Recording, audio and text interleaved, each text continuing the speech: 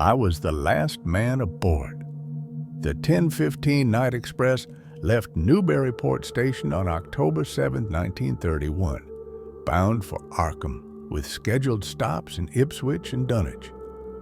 I had worked that route for 10 years, long enough to know the faces of the regulars and the little oddities of the line. How the mist would always roll in heavy past Kingsport. How the night air carried the distant crash of unseen waves, even though no ocean lay near the tracks. That night, the mist came sooner. It clung to the station as I called final boarding, curling around the platform like a thing alive. I remember the passengers stepping aboard, faces shadowed under the weak glow of the platform lamps. Businessmen, weary travelers, a mother with a child clutching a stuffed rabbit. The last aboard was a man in a black overcoat, his face obscured by the brim of his hat. He held no luggage. He did not meet my eyes. I punched his ticket anyway. By the time we passed Ipswich, I knew something was wrong. The train's rhythm, steady as a heartbeat, faltered. A moment's hesitation between the wheels meeting the tracks, like a breath held too long. The lamps in the cars flickered, their warm yellow glow pulsing in time with an unseen force. The air was thick, heavy with something more than the coal smoke drifting through the cabins, and then the passengers began to vanish. It was subtle at first. A vacant seat where a man had been dozing, his newspaper left open as if he'd only stepped away. A half-eaten sandwich on a plate, steam still rising from the coffee beside it. But soon, entire rows were empty. The mother was gone, her child's stuffed rabbit lying limp.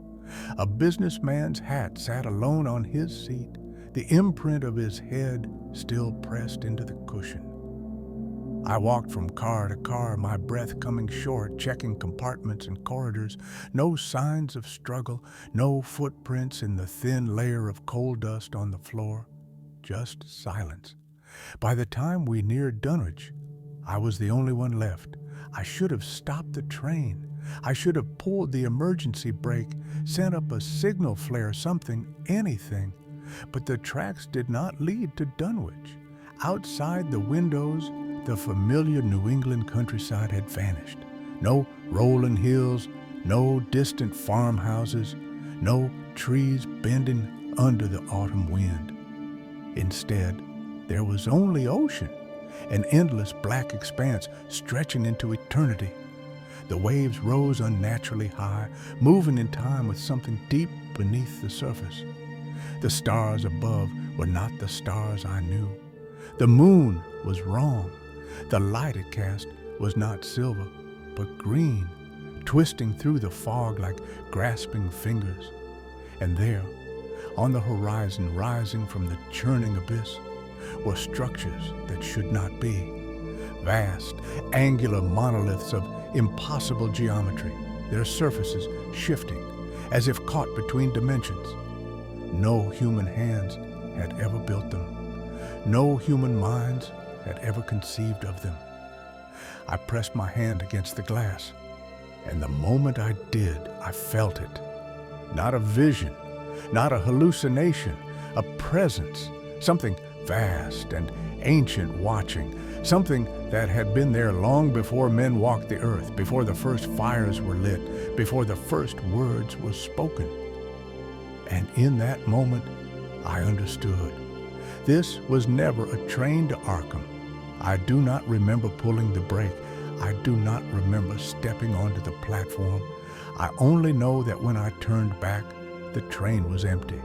The doors were open, the engine hissing softly in the cold air. The whistle let out one last shuddering cry before the iron beast fell silent. There was no sign that anyone had ever been aboard.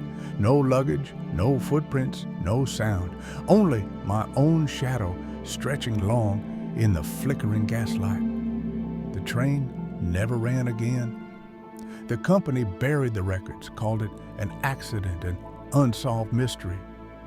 They sent another locomotive on the line a week later, and it arrived in Arkham with every passenger accounted for. But I know the truth.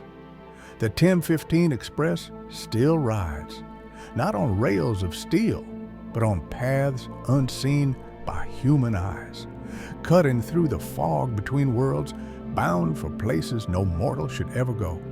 And some nights, when the mist rolls heavy and the air is thick with the smell of brine, I hear the whistle calling, waiting, and I pray to whatever listens that no one answers.